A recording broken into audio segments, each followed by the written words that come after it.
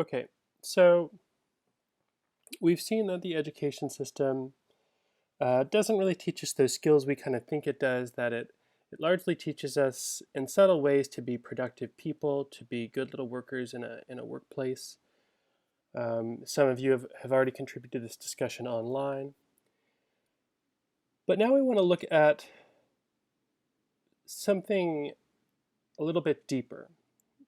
What if the education system doesn't, in fact, increase social mobility? It doesn't help us move from one class to another. It doesn't help us improve ourselves in lives. What if it actually kind of does the opposite? What if it serves to kind of keep us where we are, to maintain the status quo, the way things are? Sociologists call this the correspondence principle.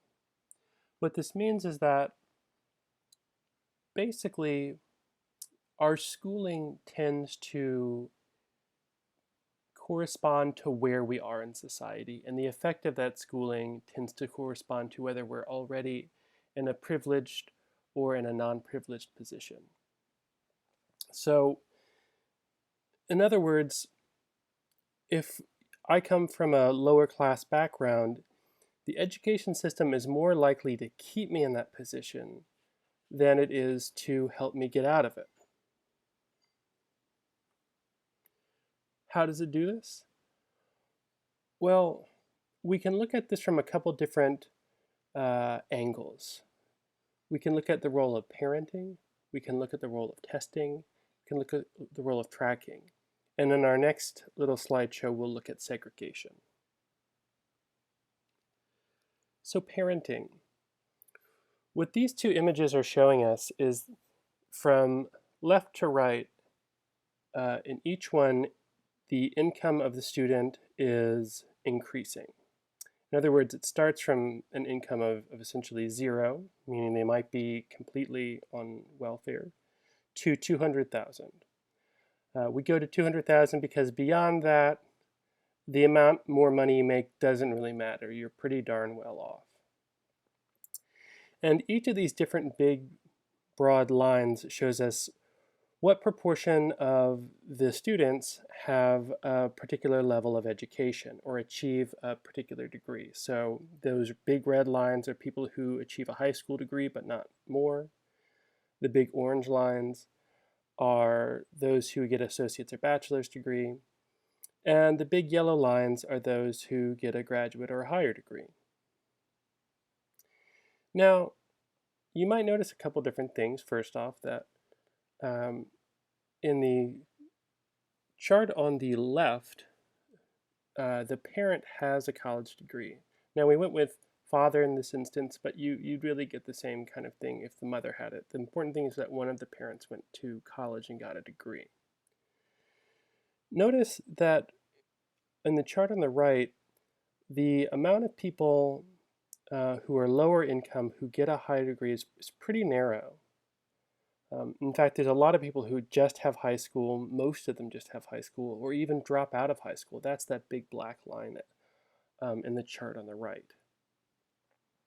Now, as income goes up in this chart on the right, we see that fewer and fewer people drop out, and more people do get an associate bachelor's degree or bachelor's degree. This tells us that income is important. But if we look at the chart on the left, look at even the low income people. That's on the left side of the chart. Note that almost none of those people drop out. That little black portion on the bottom there. That's what this is telling us. So that even if they're low income, people whose parents have a degree tend to complete high school. But more than that, look how many of those people are in that orange segment. Even some of them are in that yellow segment of a graduate, a master's, or a PhD. Again, what this shows us is that your parents going to college is really important for your success. Why is that? Well, we find there are a number of reasons for this. One is that first-generation students, that is, students who are the first in their family to go to college, tend to show up without the social and practical skills to navigate college because their parents haven't told them kind of how to do it because their parents don't know. This means knowing to go to an advisor, knowing how to talk to your teacher, knowing that students are going to have to manage their time for the first time, so parents check in with them more. Parents really prepare kids for college and for the expectations of the crazy social scene, of how easy it is to kind of get lost. Um, Without that kind of foreknowledge, it's a lot easier for kids to get lost in college and drop out. We also note that if parents went to college, that more people go to college, even if they're lower income. Right? So this shows us that to a certain degree, it's seen as more important to those parents. If you didn't go to college, you probably don't see it as that valuable, and why would you tell your kids it's that valuable? So all of these are ways in which parenting can really increase um, student success. And lastly, we can think about parents even helping students with everyday schoolwork. If you have that knowledge, if you went to college, you know more words, for example, and higher vocabulary rates can increase your understanding of what your professors are saying. So all of these mean that parenting is real important.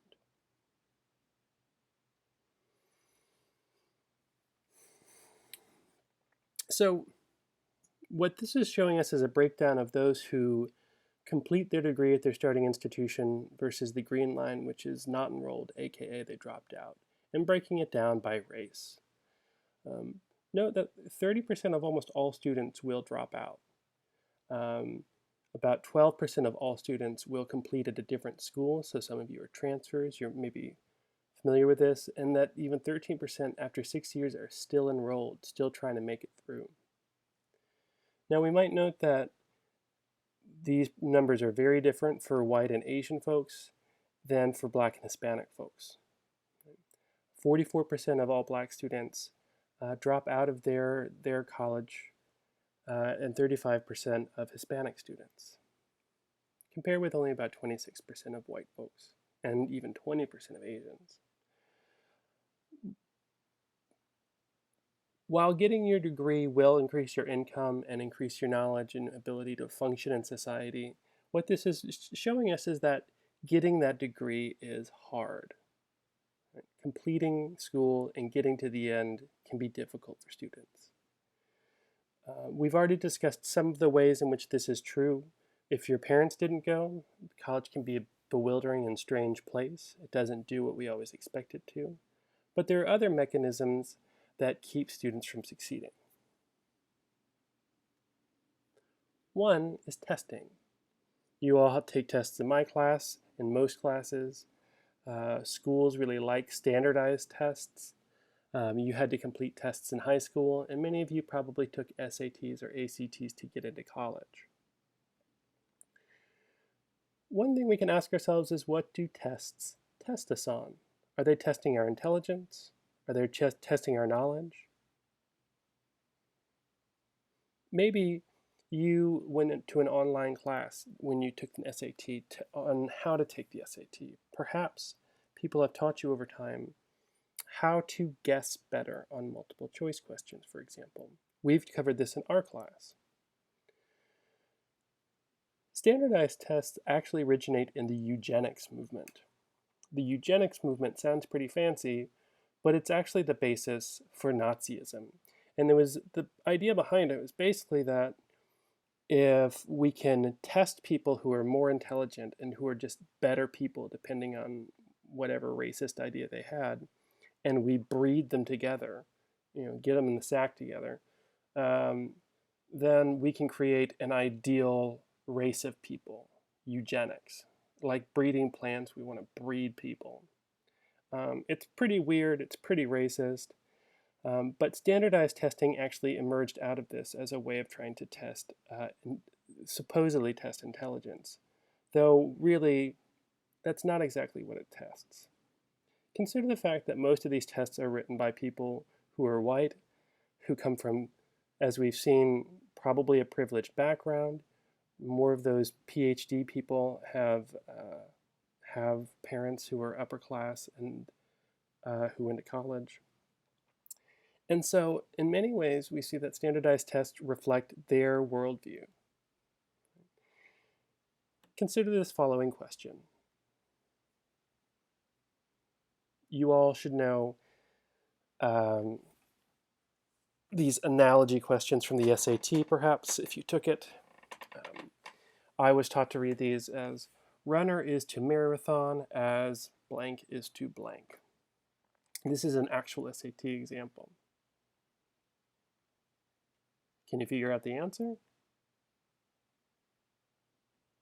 A lot of people choose D, horse to stable. Some people choose B, but the actual answer is C, as oarsman is to a regatta. Now here's the thing. Maybe you don't know what a regatta is. A regatta is a big race of sailing boats. So regattas are kind of a common thing in places where a lot of people have sailing boats. This means it's going to be in wealthier parts of the country. A lot of them are New Englandy, up in the Northeast. Though we have them on the coast as well, some of those fancy coastal towns. You wouldn't really participate in a regatta if you didn't have a fair amount of money.